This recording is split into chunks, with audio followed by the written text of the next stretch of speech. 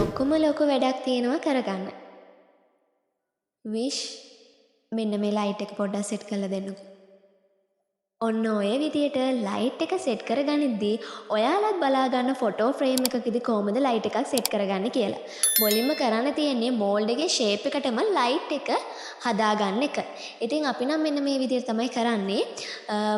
Mould එකට තියලා පළවෙනි වටේ විතර හැඩේ හදාගන්න මෙන්න මේ විදියට අලව ගන්න ගමන් තමයි අපි පළවෙනි වටේ ඔතා ගන්න.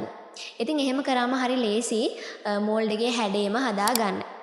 ඉතින් නිර්මාණයට තියලා අලව ගන්න ගමන් මේ විදියට පළවෙනි වටේ ඔතා ගන්නවා.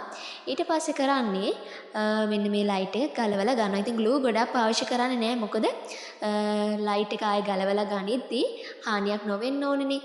අන්න ඒ නිසා ගොඩාක් ග්ලූ පාවිච්චි කරන්නේ නැහැ. ඉතින් ඉතුරු වට ටික දැන් පුළුවන් ඔතා ගන්න.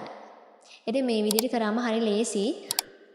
නැත්තම් අපිට හරි අමාරුයි මේ ලයිට් එක ඔතා ගන්නවා කියන එක. ඉතින් මේ විදිහට ඔතාගෙන ඉවර වෙලා අලව ගන්න පුළුවන්.